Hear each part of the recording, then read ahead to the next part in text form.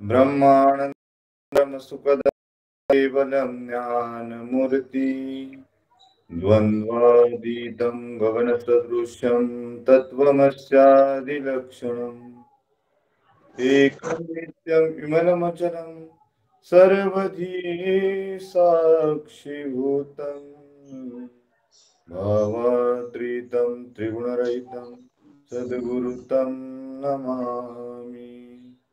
नमो सद्गुरु साधुराज प्रदीप,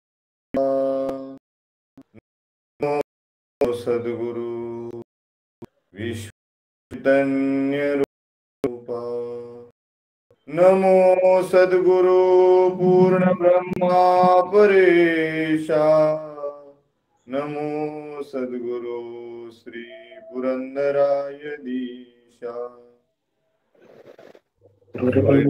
निवासी चिदानंद रूपी सुखाची समूर्ती विराजे स्वरूपी, मनी हाक देता येती क्षणाला नमस्कार श्री साधू बाबांना, नमस्कार माझा श्री साधू बाबांना।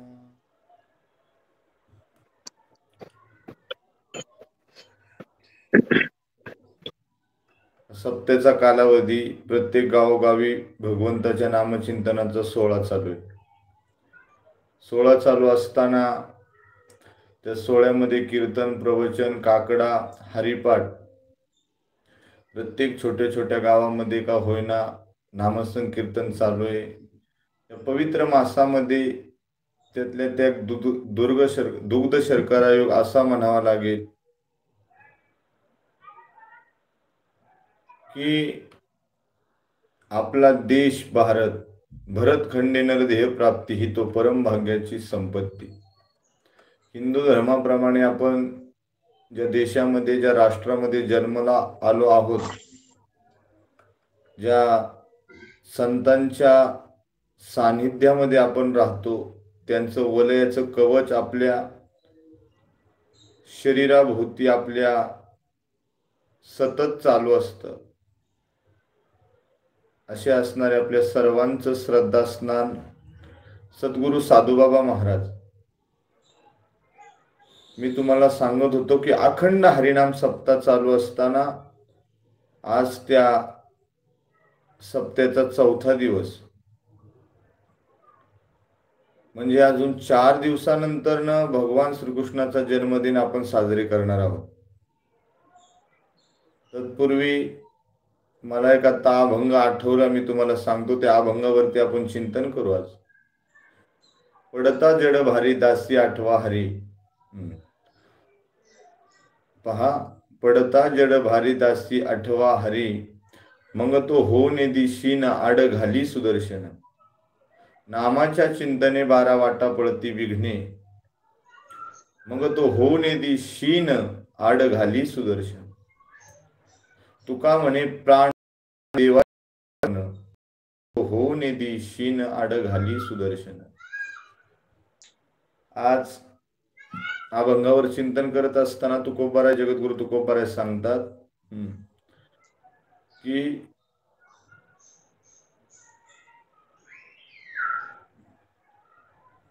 परीच्छा, स्वइच्छा आणि अनिच्छा प्रारब्धाने मनुष्याला जन्माला यावं लागतं। स्वइच्छा प्रारब्धाने येतात आणि स्वइच्छा प्रारब्धाने जातात, त्यांना संत म्हणतात। जे परीच्छा प्रारब्धाने जन्माला येतात, दुसऱ्यांनी संतांनी इच्छा करावी आणि देवाने जन्माला यावं। हा, उद्धराया जन जड जीवा, जड जीवांचा उद्धार करण्याकरता जगदीश परमात्मा अवताराला येतात। का? तर आपल्या भक्तांचं रक्षण करण्याकरता। भक्ता राखे पायापासी दुर्जनांशी संवारी, इतरत्र देव कुठेही गेले तरी ते दुर्जनांचा नाश करतात आणि आपल्या भक्तांचं रक्षण करतात। मग तुकोबाराय या अभंगामध्ये सांगतात की पहा, मी तुम्हाला सांगत होतो की स्वइच्छा प्रारब्ध, अनिच्छा प्रारब्ध आणि परीच्छा प्रारब्ध, संतांनी इच्छा करावी, जगदीश परमात्म्याने जन्माला यावं। आणि परीक्षा प्रारब्ध म्हणजे तुमचं माझं इच्छा नसतानाही आपल्याला जन्माला यावं लागतं. ज्ञानोबा सांगतात, अगाक्रमे जे उरावे ते सुख दुःख फळावे, तया ते भोगावया यावे ध्येया एका. त्या एका ध्येयाला ज्या पद्धतीने इच्छा नाही आपली जन्माला येण्याची, कारण का मागील जन्माचं दुःख आहे ना, ते आपण बरोबर घेऊन आलोय. मग आपण बोलता बोलता सहज म्हणतो पहा की मी या जन्मामध्ये कोणतंही वाईट कर्म केलं नाही, कुकर्म केलं नाही, सतत भगवंताचं चिंतन, नाम घोष करतोय भगवंताचा, सेवा करतोय सद्गुरूंची, तरी माझ्या वाटेला एवढं दुःख का? ज्ञानोबा सांगतात, अरे या जन्मीचं नाही, मागील जन्मीचं काय राहिलं असेल ना, संचित कर्म क्रियामान कर्म ते भोगून आपल्याला द्यायचंय आणि ते पूर्ण करायचंय. आणि ते पूर्ण केल्याच्या नंतर ना मग आपल्याला जो मार्ग मोकळा होतो ना, तो सद्गुरु कृपेने मोकळा होतो. पण ज्ञानोबा नाथबाबा सांगतात की एका जनार्दनी भोग प्रारब्धाचा आणि हरिकृपे त्याचा नाश झाला. आपलं प्रारब्ध संचित किती जरी कठीण असलं तरी सद्गुरूंची कृपा, भगवंताची कृपा जर प्राप्त झाली ना, तर ते संचित आपलं पूर्वपदाला येतं आणि त्या दुःखापासून आपली निवृत्ती होती. म्हणून साधू संत महात्म्यांनी आपण जीवन जगत असताना परमार्थ खूप छान करतो. परमार्थामध्ये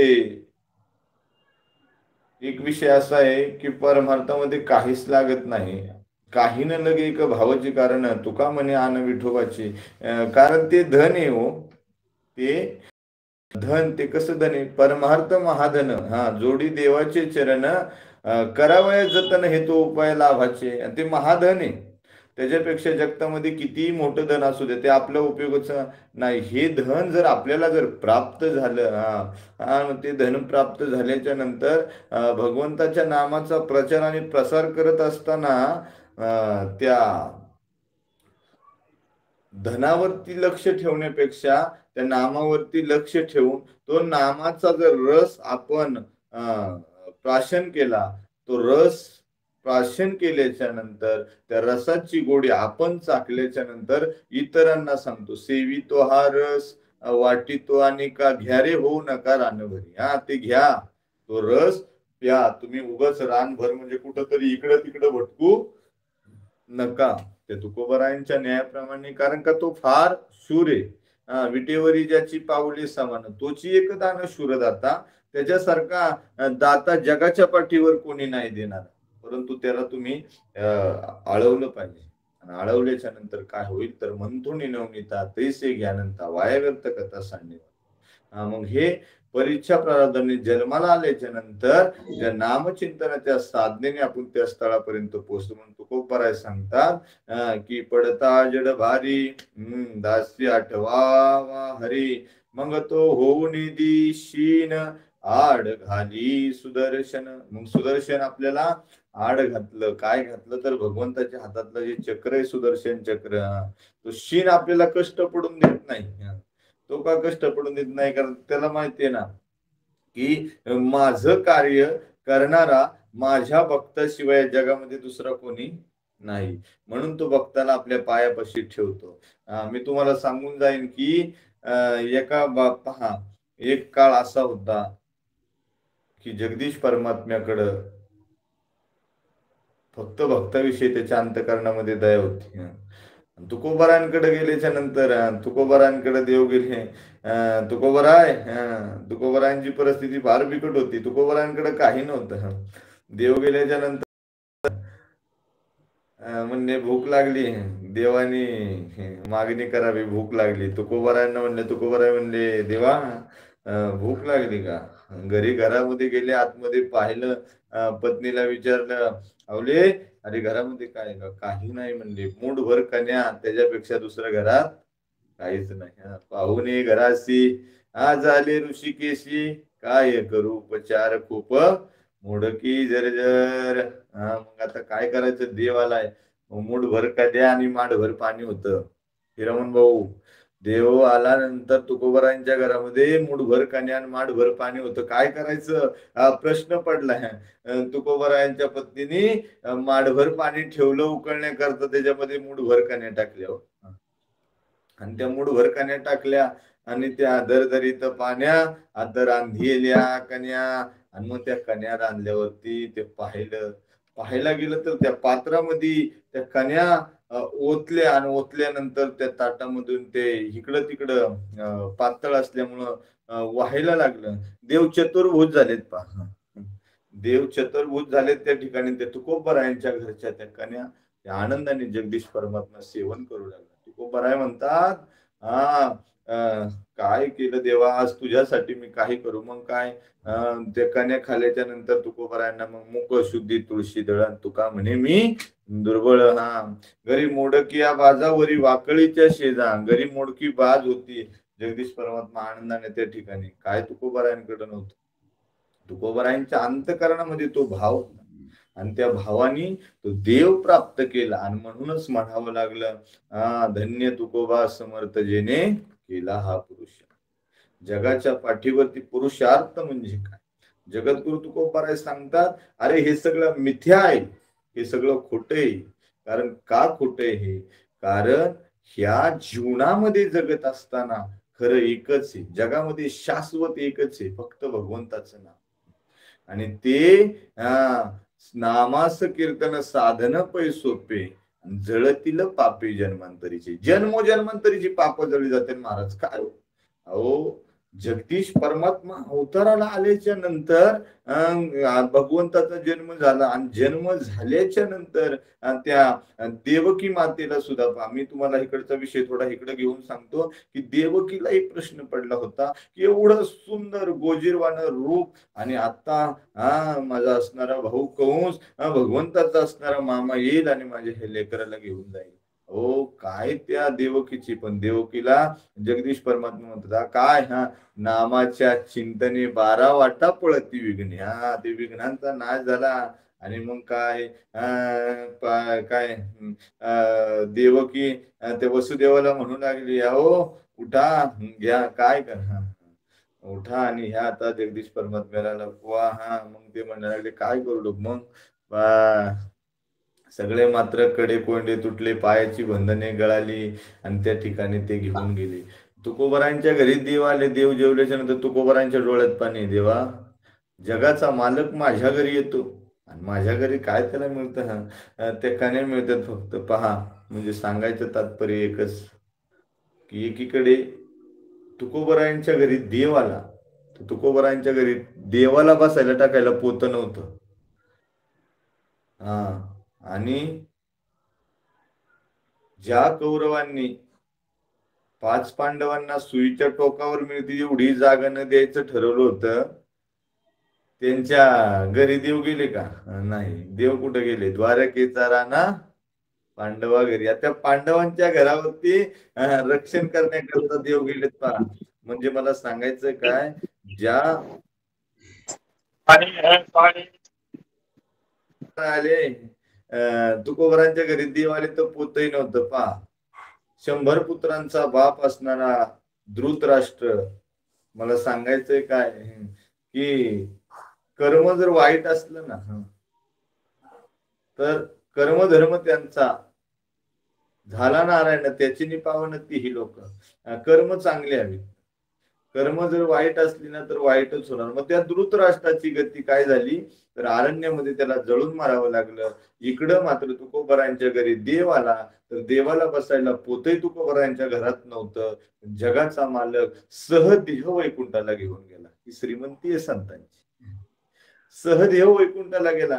तुकोबराय समाजाला विनंती करतात, चला वैकुंठाला, चला वैकुंठाला. स्वतःची धर्मपत्नीही म्हटली, अहो तुमचं काय डोकं फिरलं, वेडे झालात का, असं वैकुंठामध्ये तुम्ही जाता, कोणाला जाता येतं का? तुकोबराय म्हणणार, नाही कळणार. तुका म्हणे शेषा जागे करा ऋषिकेशा. तुका म्हणा शेषाला सांगितलं त्या जगदीश परमात्मेला जागे करा.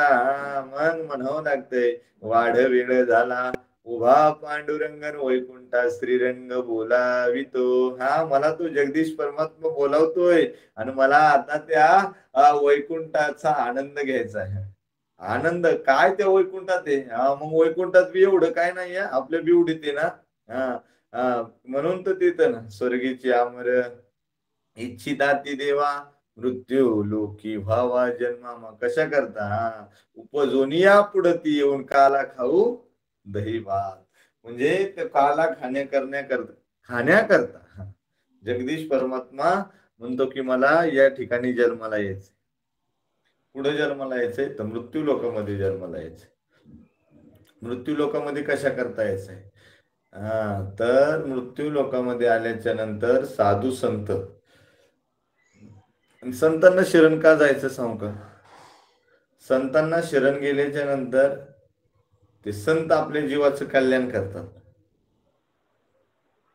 कल्याण म्हणजे काय तर आत्यंतिक दुःखाची निवृत्ती आणि परमानंद सुखाची प्राप्ती हे संत आपल्याला करून देतात. आपण नेहमी पहा एक अभंग म्हणतो की संताविना प्राप्ती नाही ऐसी वेद देते बाई. संताशिवाय आपल्याला प्राप्त हे काहीच नाही. म्हणून एका जनार्दनी संत पूर्ण करीती मनोरथ. तो मनोरथ आपले ते पूर्ण करतात. तर कोणत्या स्वरूपाने पूर्ण करतात पहा. मी काय सांगत होतो की जगदीश परमात्मा तुकोबारांच्या घरी काही नसताना म्हणजे श्रीमंती पाहतो का देव श्रीमंत पाहत नाही. देव गरीब पाहतो का नाही. न पाहे अति कुळाचा विचार म्हणजे तो कोणत्या कुळाचा कोणत्या वर्णाचा कोणत्या जातीचा काही न पाहत नाही. उच्च नीच काही नेणे भगवंत तिष्ठ भाव भक्त ते. दासी पुत्र कने विधुराच्या बक्षी दैत्या घरी रक्षी प्रल्हादासी. प्रत्येक दासाचं प्रत्येक भक्ताचं रक्षण करण्याकरता देव अवताराला येतो. मग आता अजून 4 दिवसानंतर भगवंत अवताराची सुंदर अशी कथा आपण सद्गुरूंच्या मुखातून श्रवण करणार आहोत. बिवडीमध्ये सगळ्यांनी यायचंय कृष्ण जन्माला. कृष्ण जन्मोत्सव त्या ठिकाणी आनंदामध्ये आपण साजरा करणार आहोत. तो जन्मोत्सव साजरा करत असताना जगदीश परमात्मा येणारे. मग इथं तुकोबाराय सांगतात की दासी आठवावा हरी म्हणजे तुम्ही सतत त्या हरीचं चिंतन करा. मग तो काय करतो मग तो हो नेदी शीन. शीन म्हणजे आपल्याला कोणताही त्रास होत नाही कोणतेही कष्ट होऊन देत नाही. आड घाली सुदर्शन. सुदर्शन आड घालून तो आपलं रक्षण करतो. मागे पुढे उभा राही सांभाळीत आली आघाद निवारण. मग आता ते निवारण आपण कसं करायचं पहा. एके ठिकाणी जगदीश परमात्मा अवताराला आल्याच्या नंतर खूप त्याने सर्व काही सहन केले. आणि एके ठिकाणी जगदीश परमात्माला अवताराला यायच्या आधीपासूनच सहन करत होता. म्हणजे प्रभू रामरायांचं जर चरित्र पाहायला गेलं तर ज्या दिवशी राज्याभिषेक होणार होता त्याच दिवशी ते वनवासाला होते. आणि कृष्ण परमात्म्याचं जर वर्णन करायचं म्हटलं तर जन्माला येण्याच्या अगोदर देवाची वाट पाहून पहिली आपल्या 7 भावंडांना प्राणाची आहुती द्यावी लागली. म्हणजे जन्माला यायच्या आधी त्यांना त्रास होता. त्यांना जन्माला आल्याच्या नंतर काही काळ गेल्याच्या नंतर त्रास होता. म्हणून मनुष्याने जीवन जगत असताना मनुष्य योनीमध्ये जन्म घेतला ना ज्ञानोबा सांगतात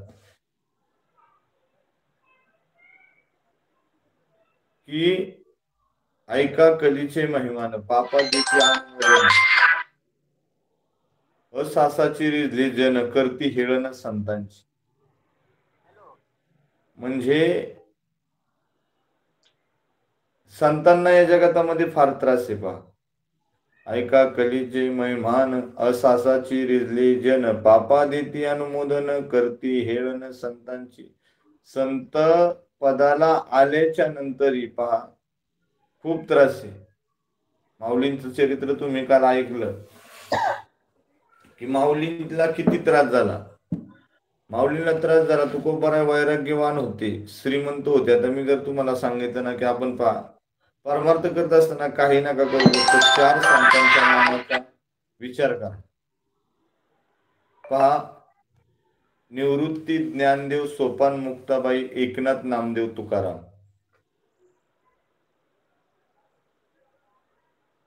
प्रवृत्तीची ज्यावेळेस निवृत्त होती त्यावेळेस निवृत्त झाल्याच्या नंतर देवाविषयीचं ज्ञान प्राप्त होतं म्हणून ज्ञानदेव. बघा प्रवृत्तीची निवृत्ती झाल्याच्या नंतर देवाविषयीचं ज्ञान प्राप्त होतं म्हणून पहिला निवृत्ती नंतर ज्ञानदेव. ज्ञान प्राप्त झाल्याच्या नंतर देव कळायला सोपं जातं म्हणून सोपान काका. जगदीश परमात्मा कळल्याच्या नंतर ते ज्ञान सोपं झाल्याच्या नंतर जीवन मार्ग कसा मुक्त व्हायचा म्हणून मुक्ताबाई.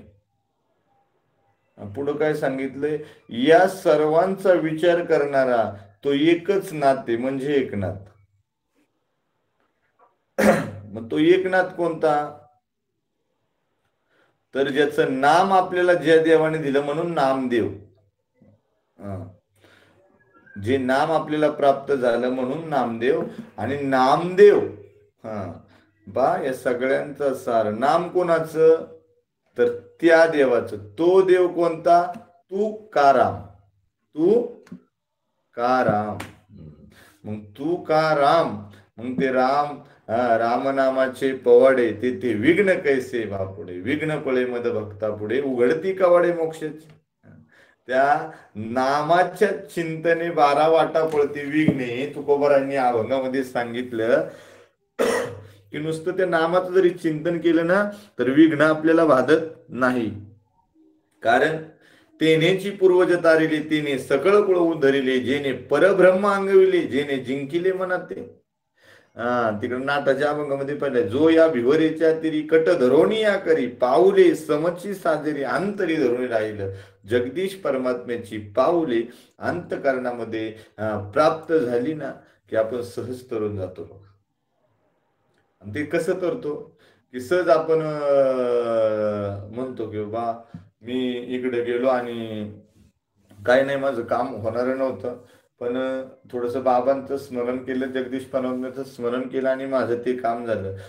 ते तुझं काम होणारच असतं, फक्त त्याला निश्चित वेळ यावी लागते. आणि ती वेळ एकदा का प्राप्त झाली, ती कशाने प्राप्त होती, तर त्या भगवंताच्या प्रेमाने, त्याच्या नामचिंतनाने. याला एक कारण आहे की मी तुम्हाला मागच्या सत्संगामध्ये सांगितलं की तुळशीमध्ये किती ताकद आहे, त्या माळामध्ये किती ताकद आहे, त्या मण्यामध्ये किती ताकद आहे. त्याच अनुषंगाने मी सांगेल की एकदा का आपण नामधारक झालो ना, नामधारक की आपण नामधारक झालो की आपलं जीवन सफळ होतं, सफळ. म्हणून नाथबाबांच्या हरिपाठामध्ये नाथबाबा सांगतात, काय सांगतात, नको खेद करू कोणत्या गोष्टीचा, पती लक्ष्मीचा जाणतसे केव्हा, तर हरिमुखी गाता हरपली चिंता, त्या नाही मागुता जन्म घेणे. सतत मुखाने तुम्ही हरिपाठ करा. आणि हरिपाठ केल्याच्या नंतर, त्या हरीला आळवल्याच्या नंतर जो आत्मानंद मिळतो, जो स्वात्मानंद मिळतो, त्या आनंदाचा भाव, त्या आनंदाचा शांती. आणि मग शांती कुणाकडे होती, तर शांती ही नाथबाबांकडे होती. दया क्षमा तुकोबारायांकडे होती. शांती नाथबाबा किती शांत होते. नाथबाबांच्या चरित्रामध्ये आपण अनेक वेळा ऐकलंय की यौवन अंगावरी थुंकला, प्रसाद देऊनी मुक्त केला. नाथबाबा त्या गोदावरीचं पवित्र स्नान करून यायचे. एक यौवन म्हणजे असा मूर्ख माणूस, मूर्ख म्हणजे त्याला काय म्हणू आपण, एक दुर्जन असा समाजकंटक त्या ओट्यावर बसला, त्या घाटावर. नाथबाबा आले की तो काय तसं थुकत नव्हता बरं काही, रमण भाऊ पान खाऊन थुंकायचं, पान खाऊन अंगावर थुंकायचं. नाथबाबांच्या अंगावर थुंकल्यानंतर नाथबाबांच्या अंगावर थुंकले, नाथबाबा जायचे स्नान करायचे, पुन्हा यायचा. की सतत सतत थुंकला तर 108 वेळा थुंकला. किती वेळा, 108 वेळा. 108 वेळा येऊन अंगावरती थुंकला, प्रसाद देऊन मुक्त केला. बघा आता मी माझ्या भाषेत तुम्हाला सांगू का, तुकोबारायांच्या अंगावरती ते थुकणार होतं ना, ते 108 वेळा थुकलं, थुकून थुकून तेच थकलं. आणि नाथबाबा त्यांना म्हणतात, अरे काळजी करू नको बा. बघा थुकून थुकून ते थकलं. आणि नाथबाबा म्हणतात, तू काळजी करू नको, तू कशाला वाईट वाटून घेतोय, अरे तुझ्या एवढ्या थुंकण्यामुळे तर एका दिवसात 108 वेळा मला या गोदावरी गंगेचं स्नान मिळालं, मी किती भाग्यवान आहे. नाथबाबांच्या अंगावर एक जण थुंकलं, तेच थकलं. आणि म्हणून नाथबाबांच्या तिकडं खाली वाकलं. नाथबाबा म्हणले, काळजी करू नकोस, ऊन आणि अंगावलं वस्त्र कधीच सुकलं. नाथबाबा म्हणले हे काळजी करायची नाही, उन्हाने अंगावरचं वधीच कधीच सुकलं, या गोदावरीच्या गंगेमध्ये हे शरीर पवित्र करून टाकलं. बरं ते म्हणले मला माफ करा, मला क्षमा करा, आणि आता मला माळ घालचाल का? कोण म्हणतोय? तो यवन म्हणतोय नाथबाबांना. नाथबाबा म्हणले माळ घालेन पण टिकवशील का? ते म्हणले टिकवल. नाथबाबा म्हटले अरे हा देह जाण्याच्या अगोदर त्या देहावरती तुळशी पत्र ठेवतो आपण, की हे देवा, हा इथून पुढचा हा देह तुझ्या कारणाला लावून दे.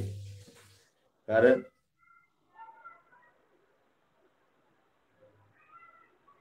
नामा म्हणे केशवराजा केला नेम चालवी माझा. जर या देहाचा नेम पुढे सतत चालवायचा असेल विरत, तर तेच चिंतन पुढे तुम्हाला मांडावं लागेल. मग नाथबाबांना तो यवन म्हटला माळ घालेन टिकवशील का? तर म्हणजे टिकव, तुम्ही फक्त माळ घाला. नाथबाबा म्हणजे ठीक आहे बाबा. तर त्या यवनाला सुद्धा प्रसाद देऊनी मुक्त केला. प्रसाद देऊन त्याला मुक्त केला. मुक्तीच्या दारापर्यंत नेणाऱ्या एकच साधन आहे, ते म्हणजे संत. म्हणून संत आनंदाचे स्थळ, संत सुखाची केवळ, नाना संतोषाचे मूळ ते हे संत. मग त्या संतात शरण गेल्याच्या नंतर पुढं काय होतं? त्या संतांनी जे दिलेलं नाम आहे ना, त्याचं चिंतन आपल्याला सतत करायचं असतं. चिंतने चिंतने तद्रुपता. मग ते चिंतन चिंतन तद्रुपतेला गेल्याच्या नंतर प्रेम वाढू लागतं. कुणाविषयी? भगवंताविषयी. तुमच्या आमच्या विषयी पहा, आपण जर बाबांच्या मंदिरामध्ये आलो, आपले सगळे गुरुबंधू आपल्याला भेटले, आपण सगळे एकत्र आलो, तसं वेगळा आनंद होतो ना. प्रेम सुख देई, प्रेम सुख देई, प्रेमाविन नाही समाधान. कुणी कोणत्याही गावचा असो, कोणत्या जिल्ह्याचं, कोणत्या तालुक्याचं, कुठलाही कोणताही साधक बाबांचा असू द्या, आपण सगळे एक झालो, बाबांच्या इथं आलो. बाबांनी कसं होते नाही का, कोंबडी असती पहा, ती कोंबडी कशी तिला फार अशी पिल्ला असतात, आणि तिचे दोनच पंख असतात, त्या दोन पंखाखाली ती सगळी पिल्ला अशी मोरून बसतात, ती एकरूप होतात. ती त्या कोंबडीच्या पंखाखाली एकरूप होतात. तसं बाबांच्या त्या वलयामध्ये आपण सगळे जर एकत्र आलो, सगळे आलो, तर एकरूप होतो आपण. असं बघा ना, बेवडीला जाताना ना, आपल्याला वेळ कधी आपल्या वेळेनुसार निघतो, पण येताना असं आपण म्हणत असतो चला गाय झाली. माझी नाशिक महाराजांची जरा जास्त गाय असते. हिरामन भाऊ, आम्ही जास्त गाय करतो असं तुमचं म्हणणे बरोबर ना? आणि मग जाताना मात्र, तिथून जाताना साधूंच्या द्वारातून ज्यावेळेस आपण निरोप घेतो किंवा परत येतो ना, तर मग जसं की संसारामध्ये पहा भाऊ, एक माशी असती, माशी. माशी किचन रूम मध्ये जाते, सगळ्या पदार्थावर बसते. गुलाबजामवर बसते, श्रीखंडावर बसते, जिलेबीवर बसते. बर का सतीश भाऊ, ती माशी सर्व पदार्थावर बसते. पण चुलीतला जो पेटताना खरा असतो ना, तो सगळ्या पदार्थांपेक्षा लाल बुंदा असतो, पण ती माशी त्याच्यावर बसत नाही. याचं कारण माशीला माहिती आहे की काय, त्या जर निखाऱ्यावर बसल्या ना, तर परत जाता येत नाही ना. मग इतर पदार्थ त्या माशीला विचारतात, तू आमच्या सगळ्यांवर बसती पण त्या निखाऱ्यावर का बसत नाही? माशी म्हणते, अरे त्या निखाऱ्यावर एकदा का आम्ही बसले तर परत माघारी येत नाही. येणे सोसे मन झाले बरी, आणि परत माघारी येत नाही. मी जर त्या निखाऱ्यावर बसले ना, तर मला परत येता येणार नाही. तसं भिवडीला गेलेला साधक त्या बाबांच्या आश्रमावरती, त्या नामावरती, त्या सेवेवरती जर एकरूप झाला ना, तर त्याला परत जाताना वाटतं की नको, आता आपल्याला परत माघारी जायची इच्छा होत नाही. म्हणून जीवन जगत असताना आपण पाहतो की बाबा आता सहज आपण म्हणतो आम्ही आता पंढरपूरला जाणार आहे. पंढरपूरला जर आपण एसटीने गेलो, तर तिथला कंडक्टर सांगतो उतरा पंढरपूर आलं. पण पंढरपूर येत असतं का? पंढरपूर सोलापूर जिल्ह्यातच आहे, पंढरपूर येत नाही. आपण पुणे ते पंढरपूर 4-6 तासाचा प्रवास करून पंढरपूर गाठलेला असतं. तसं मनुष्याच्या जीवनात आपण म्हणतो ना की काळ आला आणि जीवाला घेऊन गेला. काळ कसला येतोय? आपणच. 80 90 30 40 50 वर्षाचा काय आपला जो ठरलेला प्रवास असेल तो करून त्या काळापर्यंत जातो. काळ आपल्यापर्यंत येत नाही. मग त्या काळाकडे जात असताना तिथपर्यंत जात असताना म्हणून त्या सर्वांचं जर निरसन करायचं असेल,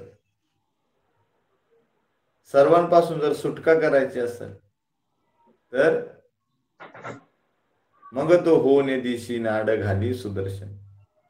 तुकोबारायांच्या उक्तीप्रमाणे सुदर्शन आपल्याला आड घालून पुढं मार्गावरती बसवतात आणि कुठं घेऊन जातात.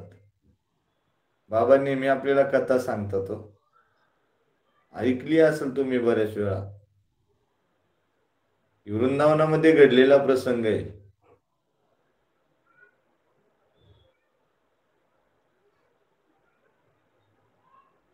की एका गुरुमाऊलीच्या आश्रमावरती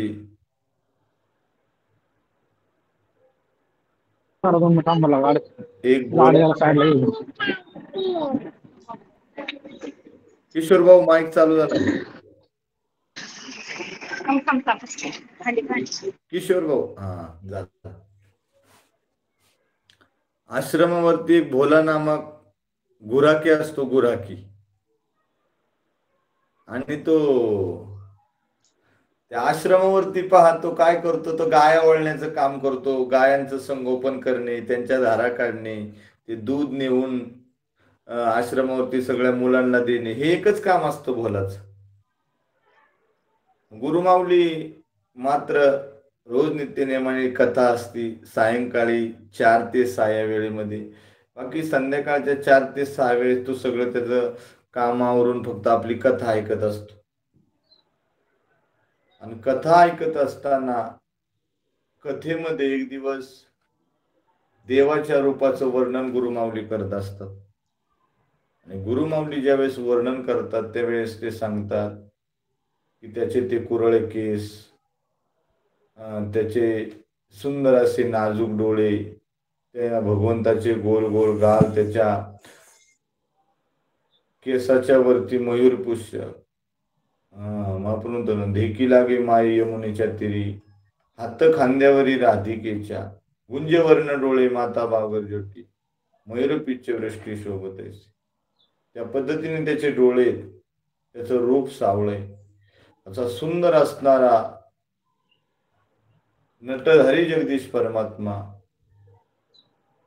आजही त्या गोकुळामध्ये गाया चारण्या करता येतो.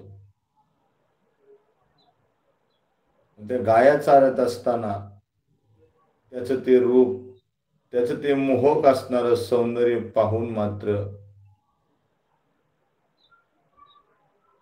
त्याला पाहणारा समाज मात्र वेडा होतो. वेडा, जसं की त्या गोपी वेड्या झालते ना त्या देवाकरता.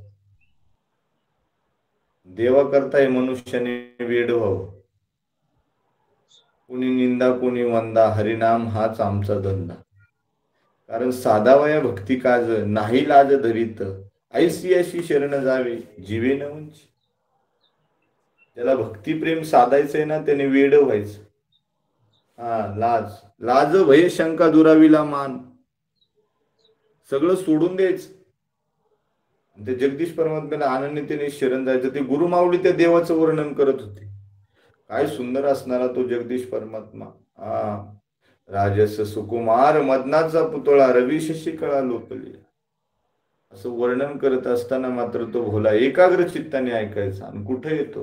वृंदावनाच्या बाहेर जे आपलं वन आहे ना, ते कोणतं वन आपण त्यांना म्हणतो बरं? आशिष महाराज, कोणतं वन होते? ते वनामध्ये गाया चारण्याकरता भगवंत येतो, ते वन दांडेर वन काय? दांडीर वन. दांडीर वनामध्ये दांडीर वन. दांडीर वन. त्या दांडीर वनामध्ये भोला रोज गाय चारण्याकरता जायचा. आता पहा, इकडे भोला बी त्या गाय चारण्याकरता जायचा. आणि भोलाला वाटलं की या वनामध्ये मी रोज गाया चारण्याकरता जातोय, पण माझ्या नजरेस आजपर्यंत कधी गुरुमाऊलीने सांगितलेलं रूप आलं नाही. रूप कधीच आलं नाही माझ्या मना डोळ्यासमोर. मग आता काय करायचंय? मग गुरुमाऊलींनी सांगितलेलं रूप आठवायचंय, ते अंतःकरणामध्ये साठवायचंय आणि मग त्या भगवंताला तिकडं आपल्या आश्रमामध्ये पाठवायचंय, असं करायचंय का? तर नाही, सतत त्याचं चिंतन करायचं. आता आपण म्हणतो पहा, नाम है तेरा तारनहारा, कब तेरा दर्शन होगा, जिनकी प्रतिमा इतनी सुंदर, वो कितना सुंदर होगा. गुरुमाऊलींनी सांगितलं, देव येतोय. खरंच देव त्या ठिकाणी येत असेल. आणि मग पहा, विश्वास तो कोरी स्वामीवरी सत्ता. गुरूंच्या वाक्यावरती त्याचा तो अनन्य असणारा विश्वास. आणि भोला गाया घेऊन गेला आणि कालच्या कथेचा विषय बोलायच्या डोक्यात. देव आता इकडनं येतोय का तिकडनं येतोय, देव आता ह्या दिशेने येतोय का त्या दिशेने येतोय. सतत देवाचं चिंतन, देवाचं स्मरण. आणि भला मोठा 550 गायांचा कळप आला आणि कळपाच्या माग, त्या कळपाच्या मध्यभागी त्या ठिकाणी अशी सुमधुर बासरीची धून ऐकू येऊ लागली.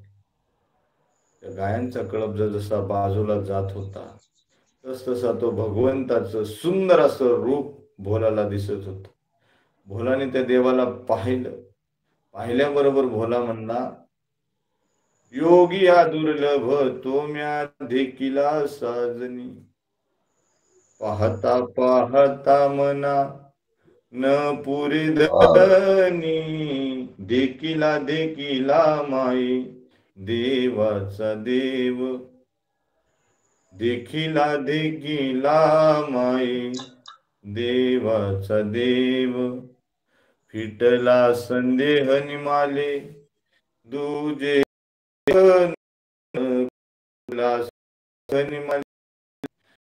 जे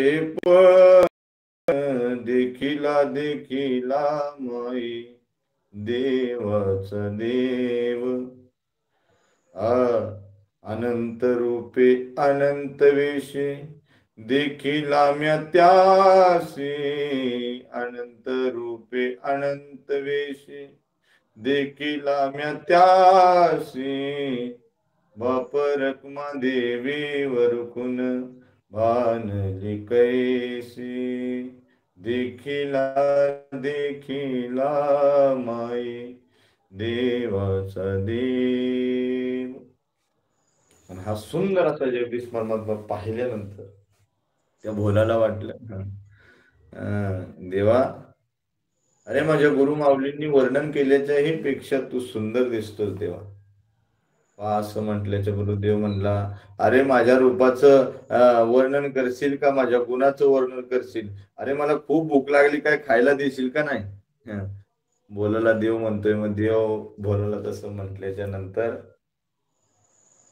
भोला म्हणला, देवा आणले बुवा 2 भाकरी आहेत, लोणचं आहे आणि चटणी, तू घे खाऊन. आता पहा, भोला म्हणला, चल देवा जेवायला. समोर भोला बसलाय, देव बसलाय. भोलाने जसं आपलं शिदोरीचं गाठ सोडली आणि एका कापडामध्ये बांधून आणलेली ती शिदोरी भगवंत खाऊ लागले. पट पट पट पट घासावर घास देवांनी 5-10 मिनिटात ते भोजन केलं आणि भोलाला म्हणलं, अरे भोला एवढंच देतोय का, अजून काय आहे तुझ्याकडं? भोला म्हणला, देवा मी 2च भाकरी खातो, तेवढेच आणल्यात, तेही तू सगळे संपवले ना. आता विचारतो काय आहे का? आता काय नाही. बरं बरं, देव म्हणतो ठीक आहे, आता काय नाही ना, उद्या तर नक्की आणशील का माझ्याकडं? हा, पहा, भोला म्हणला, देवा अरे तू जगाचा मालक माझ्या सोबत जेवणार आहे, मी आणणार नाही का? तुझ्यापेक्षा तुझ्या वाटे, माझ्या वाटेच्या उद्या 2 भाकरी घेऊन ये म्हणला. ठीक आहे देवा म्हणला, आणतो. आता असं म्हणत असताना पहा, जगदीश परमात्मा जेवायला मागतोय भोलाकडं, माझ्याही वाटेच्या भाकरी आहे म्हणून. म्हणून भोला गाय घेऊन घरी आला. घरी आल्याच्या नंतर संध्याकाळच्या वेळी भंडारगृहात गेला आणि त्या म्हणजे किचन रूम मध्ये गेला आणि त्या भंडारजींना सांगितलं, म्हणजे तिथल्या आचार्यांना सांगितलं, भंडारजी, कल मेरे को 2 रोटी ज्यादा चाहिए. ते म्हणले, क्यों? कुछ नहीं, ये जगदीश परमात्मा आता है ना मेरे साथ खाना खाने के लिए. आता तो आचार्य म्हणला, हा भोला काय वेडा झाला काय? जगदीश परमात्मा देव आणि तुझ्याबरोबर जेवायला शक्य नाही म्हणला. काय नाही म्हणले, तुम्ही देत जा. बरं ठीक आहे. 1 दिवस झालं, 2 दिवस झालं, 3 दिवस झालं, रोज 2-2 भाकरी भोला रानात जास्तीच्या घेऊन जायचं, गाय घेऊन जाताना. शेवटी त्या आचार्याने तिथल्या गुरु माऊलींना सांगितलं की महाराज, अहो भोला रोज जास्त भाकरी घेऊन जातोय, शिदोरी जास्त घेऊन जातोय. आणि त्याला विचारलं कोणा करता, की तो म्हणतो देव येतो जेवायला. बरं बरं. गुरु महाराजांना माहिती होतं की भोला, त्याचा भाव शुद्ध आहे. पहा, कथाकाराला किंवा वक्त्यालाही समोरचा जो समाज आहे ना, तो कोणत्या पद्धतीने श्रवण करतोय, कोणत्या पद्धतीने ऐकतोय, हे ते श्रोत्याला लगेच कळतं. मग तो ते श्रोत्यांची त्यातून निवड करत असतो की या ठिकाणचा खरा श्रोता कोणता, उत्तम श्रोता, मध्यम श्रोता आणि अधम श्रोता. म्हणजे पहा, गायनाचे उडे आपुलिया छंदे, मनाचे आनंदे आवडीने. अगदी त्याचप्रमाणे काही लोक ते सुख घेण्याकरता येत आले असतात, काही की आम्हाला दुसऱ्याने आलेलं पाहावं म्हणून आलेले असतात. म्हणून नाचायचं कुठं, ऐकायचं कुठं. तुकोबराज सांगतात की कर जोडी तो कथे काळे, आपण आज सवी जवळ. त्यांनी देवाला विनंती केली हो कथेच्या काळामध्ये की तुम्ही माझ्या जवळ येऊन बसा हा देवा, आणि त्या कथेमध्ये तुम्ही या. म्हणून आपण तर विनंती करतो ना, कथेच्या अगोदर आपण जगदीश परमात्म्याला विनंती करतो, त्यांना आमंत्रित करतो की या. आपण काय म्हणतो, समचरणम सर्जनम सांत्रणीला बुधामम जगननीत पाणी मंडनम मंडनानम तरुण तुलसीमाला कंदरम कंजनेत्रम सदैवलस्यम विठ्ठलम चिंतयामी. विठ्ठला, मी तुमचं चिंतन करतोय देवा, या तुम्ही कथेला. त्या पद्धतीने तो भोला ते श्रवण करत होता कथा. आणि कथा श्रवण करत असताना अंतकरणामध्ये भाव शुद्ध होता आणि ते शुद्ध अंतकरणाने कथा करत होता. आणि मग ते कथा श्रवण करत असताना कथा संपली. गुरु महाराजांनी भोलाला जवळ बोलवले. बोला, बोला म्हणलं, गुरु महाराज. गुरु महाराजांच्या चरणावरती साष्टांग प्रणिपात केला, नमस्कार केल्याच्या नंतर गुरु माऊलींना विचारलं, गुरु माऊली का थांबवलं? गुरु माऊली म्हटले, बोला, तू गेले 2-3 दिवस 2-2 भाकरी जास्त घेऊन जातोय, कुणा करता नेतो? गुरु माऊली, जगदीश परमात्म्याचं आपण वर्णन केलं. जगदीश परमात्मा माझ्या डोळ्यांना रूपाला भावला आणि मी सांगितलं, दांडीर वनामध्ये मी त्या गाया घेऊन जातो रोज, पण मला देव दिसत नाही. अखंड नामाचं चिंतन देवाचं चालू ठेवलं. गुरु महाराज, तुम्ही वर्णन केलेला तो देव भाकरी खाण्याकरता माझ्यासोबत त्या जंगलामध्ये, त्या वनामध्ये. असं म्हटल्याच्या बरोबर त्या वनामध्ये देव येतो. गुरुमाऊलींनी कधीच त्याच्यावरती अविश्वास दाखवला, त्याला खोटं तर त्याचं वाटलंच नाही. की भोला म्हणतोय ना देव येतच असेल, असं गुरुमाऊली म्हणतात.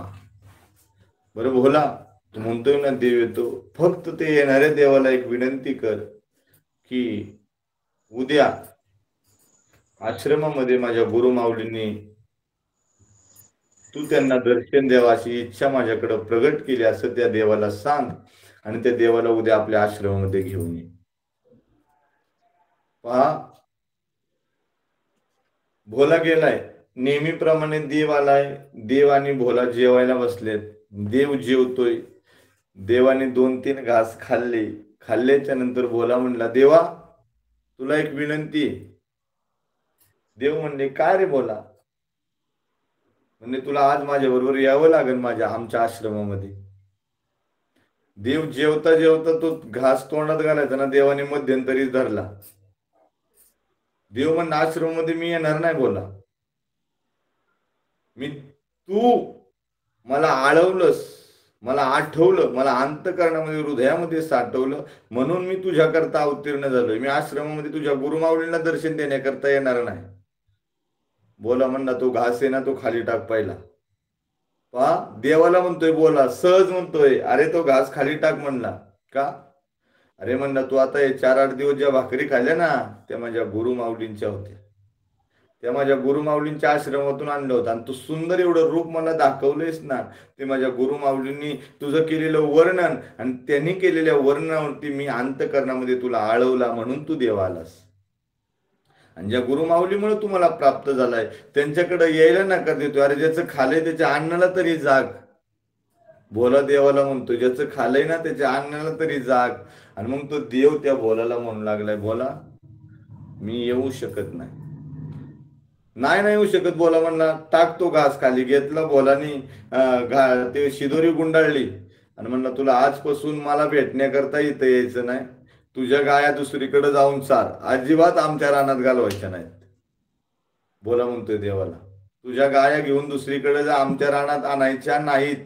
चल उठ म्हणला. कोण? भोला म्हणतोय देवाला, उठ चालता हो इथून. आणि भोलाने ते गाठ शिदोरी उचलली आणि भोला चालू लागला. भोलाने मागं पाहिलं नाही. 4-5 पावलं भोला पुढे गेल्याच्या नंतर मागून हळूच देवाने आवाज दिला, भोला, ए भोला. भोलाने मागं बघितलं, काय? म्हणले मी तुझ्या गुरुमाऊलींना दर्शन देण्याकरता त्या आश्रमामध्ये यायला तयार आहे. भोला म्हणला आता कसं जागेवाला म्हणला, चल तुला यावं लागेल. आता गुरुमाऊलींना माहिती होतं की भोला काहीतरी करणार चमत्कार आणि देव येतोय का नाही. गुरुमाऊलींचा विश्वास दृढ होता. ज्ञानदेव मौन जपा माळंतरी, धरोनी श्रीहरी जपे सदा. त्या नामाचं चिंतन सतत केलं ना, तो देव प्राप्त होतो. आणि मग ते प्राप्त झालेला देव मिळवण्याकरता गुरुमाऊली दारामध्ये उभी होती. गुरुमाऊली दारामध्ये उभी होती. भोला गाया घेऊन आला. गाया आल्या, गाया घोट्याच्या दिशेने गेला आणि भोला देव आश्रमाच्या द्वारामध्ये आले. गुरुमाऊली बाहेरच उभी होती. भोला आलास? देव कुठे? देव कुठे आहे म्हटली माग. भोला बाजूला झाला आणि मग त्या देवाने काय सुंदर रूप दाखवले. सहस्र दीपे दीपे कैशी प्रकाशली प्रभान, उजळल्या तस दिशा गगना आलेशी शोभा. लख प्रकाश पडला आणि त्या प्रकाशातून तो देव पाहिला आणि गुरुमाऊली साष्टांग दंडवत त्यांच्या चरणावरती घातली.